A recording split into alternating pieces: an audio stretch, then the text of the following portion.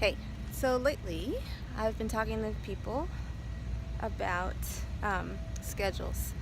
I'm not much of a schedule person. I have an open ego will center. So if you have a human design chart that you've already made, if you don't, I'll put a link down below so you can make yourself one. You'll see that that energy center is white. And for people with an open will center, it's actually kind of ideal not to make any kind of firm commitments plan-wise, like I will anything, I will be there, I will do that, I will. So one of the words that I use instead, or probably the one I use instead the most, if not only, is can. Yeah, I can do that. And so it kind of leaves it open. I have the intention to do something or meet somebody or whatever, but that doesn't mean that I'm locked in the same way that I will do something is. And it's not even like a slippery thing. It's like I don't intend to like have an out kind of a thing. It just makes it more possible somehow for me to do it. So anyway, we've been talking about schedules lately because I've been doing some planning around this 12-month program that I've dreamed up for mostly for people who want to really be in motion doing their affiliate marketing with a group. Affiliate marketing, program promotion, whatever it is. It doesn't have to be somebody else's product. It can be yours. Doesn't matter. And what that takes is a little bit of commitment around showing up for people at a certain place in time. Now, I'm in Depot Park down in Gainesville. This is a newish park they just put in.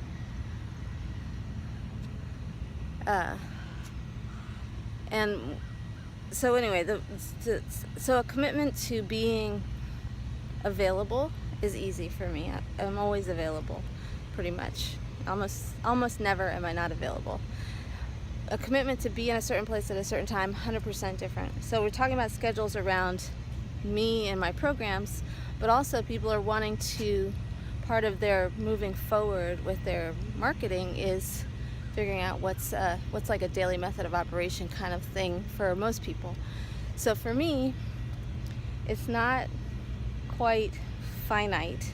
It's not been written down. I do sort of have habits that persist, it seems like, and I could probably document those. But the thing is that some people want that. They want that and work better that way, and that's fine. So one of the things that I did do a couple years ago with someone who I was in a coaching program, and they had an exercise for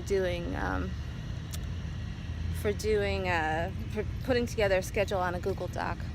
And what I thought I did the exercise, and it was kind of illuminating because what I did was I included everything, including all of the breaks that I wanted, and including all of the stuff that really, really mattered to me. And so I think about that a little bit different than some people, or the way that we're kind of taught to think about. Cram as much as you can into as much work into a schedule, and then it ends up being doable possibly, but also it ends up being something that people are more likely to fail at than not.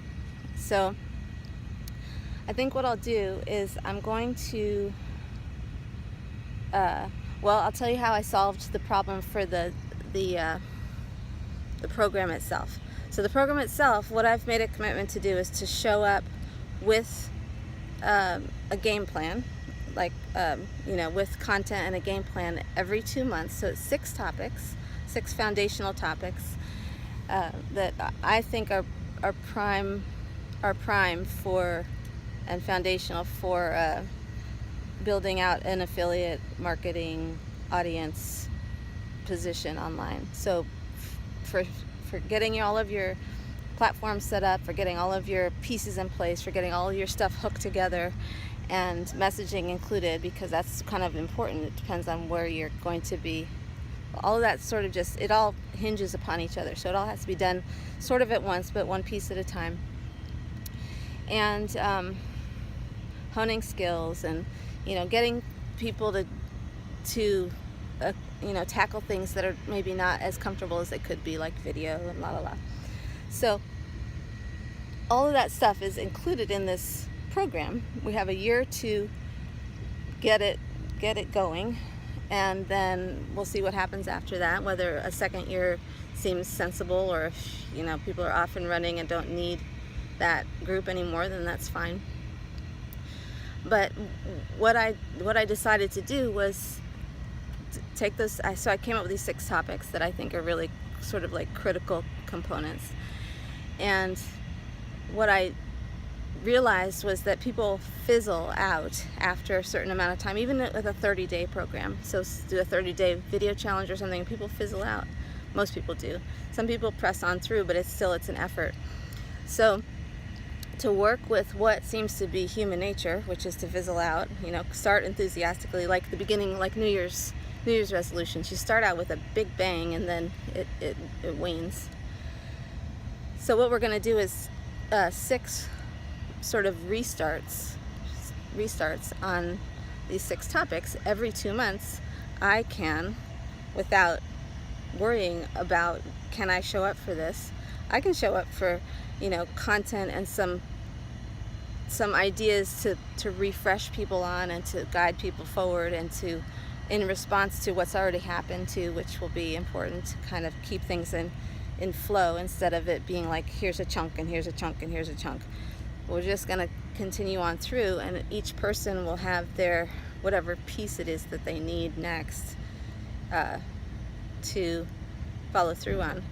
And that restart energy is it's like a sprint, and then it peters out, and a sprint, and it peters out. And that kind of energy perfectly fits, that kind of approach perfectly fits how I operate, and it perfectly fits how human nature seems to be.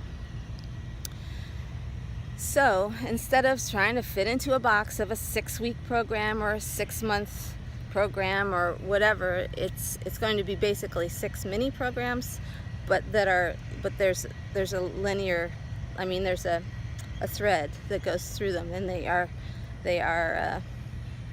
not dependent on one another, but they're the whole package. It's just, instead of having all these compartments, we're going to weave the whole thing together and actually make a business, a platform, a presence, an online presence for each person.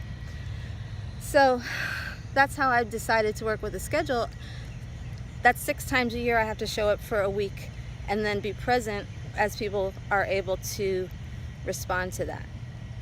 That's doable. That's so doable, it's not even funny.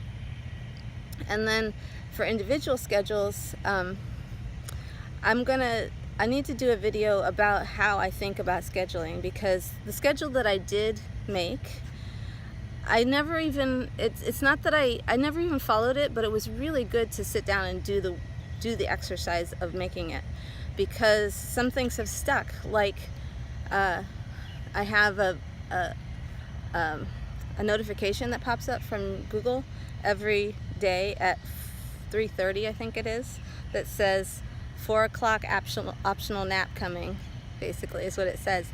Do I always follow that? No, but it's a really nice reminder that, hey, check in, you might be tired, it might be time for a nap. And honestly, that's about when I pass out most days anyway, somewhere between 3 and 4:30, and I just chill. And that way there's no supposed to's in that slot ever. Like for the rest of my life, there's never ever something supposed to, for the most part, in my slot there. So now the only thing that I do have that's a schedule specific, can't get around it thing at this point is I still have at this point I have one kid that's school attracted, let's say it that way. One that's younger that stays home, but the other one just really needs the village of school. So she's taking classes out at Santa Fe College this year, and what I have to do is get her to the bus and pick her up from the bus, because she's able to take the public public transportation part way, and the other one would take an extra hour. It would add too much time, the one that goes out towards towards our house.